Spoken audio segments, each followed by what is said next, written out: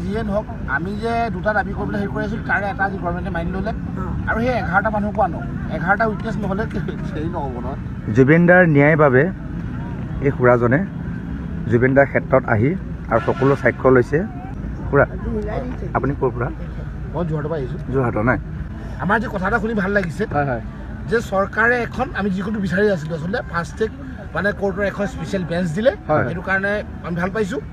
কিন্তু এটা কথা আমি কওঁ যে যিটো সবতকৈ মানে আচল কথাটো যে জাজে জাজমেণ্ট দিবলৈ হ'লে এখন কেছৰ তেওঁলোকক বিশেষকৈ মাৰ্ডাৰ কেছৰ তেওঁলোকক লাগিব আই উইটনেছ, কিন্তু সেই আই উইটনেছখিনি এতিয়াও ছিংগাপুৰত আছে। গতিকে আমি ভাবিছোঁ যে সেই 11জন আই উইটনেছক লৈ আনো আৰু অতি সোনকালে তেতিয়াহে মানে জাজে জাজমেণ্ট দিব পাৰিব। আই উইটনেছ নহ'লেতো জাজে কোনো জাজ দিব নোৱাৰে। গতিকে সেইটো আমি আশা কৰিয়ে সুন্দৰ পদক্ষেপ খুৰাজনে মানে সকলো ৰাইজৰ সহায় লৈ জুবিন দাৰ ন্যায় বিষয়ে তেওঁ ইয়াত লাগি আছে আজি আৰু গোটেই ৰাইজেও চাথ দিছে, মানে সকলো ৰাইজে মানে তেওঁক মানে সহায় জনাবলৈ আগবাঢ়ি আহিছে। আপোনালোকে চাইন কৰিবনে? চাইন কৰিবলৈ ৰখি আছোঁ। হয়, আপুনি ক'ৰ পৰা আহিছে? মই যোৰহাটৰ পৰা। আৰু চাওক এয়া যোৰহাটবাসী আৰু বাকী ইফালেও আছে।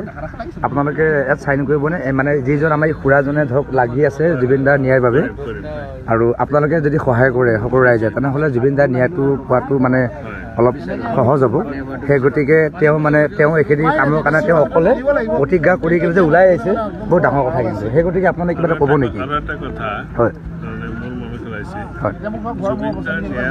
বহুত কিছু হ'ল, মানুহে জ্ঞাত।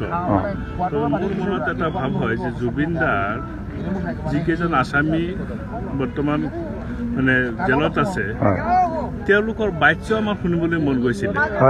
তেওঁলোকে কি কয় এই বিষয়ে মানে আমাৰ সকলোৱে এটা জনমত হ'ব লাগিছিল যে আজি শ্যামকানু মহন্ত, সিদ্ধাৰ্থ শৰ্মা এওঁলোকক সুধিব লাগিছিল যে তোমালোকে কি জানা, তোমালোকে কি কোৱা।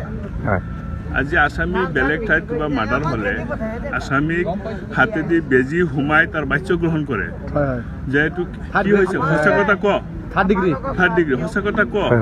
কিন্তু জুবিনদাৰ ক্ষেত্ৰত এই কথাটো কিন্তু কোৱা হোৱা নাই বা আছামীক প্ৰেছাৰ দিয়া নাই। মই আজি প্ৰথম আহিছোঁ জুবিনদাৰ ক্ষেত্ৰত। আপুনি ক'ৰ পৰা আহিছে? মই মৰিগাঁৱৰ পৰা আহিছোঁ। আপোনাৰ নামটো? মোৰ শ্বেখ আব্দুল্লাহ নাম। গতিকে মই ভাবোঁ তেনেকুৱা হেৰি কৰিলে যদি আজি আছামীক প্ৰেছাৰ দিলেহেঁতেন হয়তো তেওঁলোকৰ মুখৰ পৰা সঁচা কথাবিলাক ওলালেহেঁতেন। কিন্তু আমাৰ চৰকাৰে সেইখিনিলৈকে কৰা নাই। মই কাকো দোষাৰোপ কৰিব খোজা নাই, কিন্তু পৰামৰ্শ দিছোঁ। হয়, গতিকে ৰাইজে বিচাৰিলে সেইটো নিশ্চয় হ'বগৈ।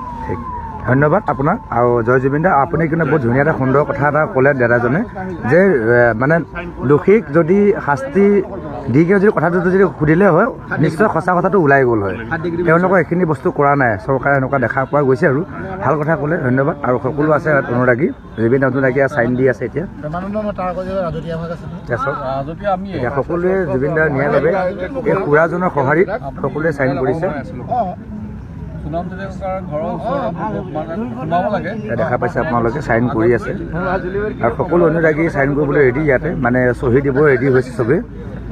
জুবিন দাৰ ন্যায়ৰ কাৰণে কিবা এটা কৰাৰ সকলোৱে হেঁপাহ, মানে জুবিন দাৰ ন্যায়টো হোৱাটো সকলোৱে বিচাৰে, কিন্তু আজিলৈকে ন্যায় হোৱা নাই। তাৰ বাবে সকলোৱে ইয়াতে চহী কৰা দেখা পোৱা গৈছে। আৰু বন্ধুসকল ভিডিঅ'টো সকলোৱে শ্বেয়াৰ কৰিব, সকলোৱে শ্বেয়াৰ কৰিব ভিডিঅ'টো, আৰু ভিডিঅ'টো শ্বেয়াৰ কৰিলে ভাল লাগিব কাৰণ জুবিন দাৰ ন্যায়ৰ কথা আছে। সেই গতিকে ভিডিঅ'টো বনাইছোঁ মই, আৰু আপোনালোকে শ্বেয়াৰ কৰিব। আৰু লগতে এই খুৰাজনক এটা লাইক কৰিব দেই। এই খুৰাজনে যিখিনি কৰিছে বহুত ডাঙৰ কথা, কিন্তু বহুত ভাল লাগিল মোক এই পদক্ষেপটো ভাল লাগিলে। আৰু লগতে আমাৰ এজন খুৰা আছে লগত, তেওঁলোক দুজনে মাজুলী হয়, মাজুলী আৰু যোৰহাট দুইজনে মিলি কিনে এইখিনি কাম কৰিছে। বৰ ভাল লাগিল। আমাৰ দুয়োজনে চাইন কৰি আছে বৰ্তমান, আৰু সকলো অনুৰাগী এইবোৰ সকলো অনুৰাগীৰ ভিৰ দেখা পোৱা গৈছে চাইন কৰিবৰ কাৰণে জুবিন দাৰ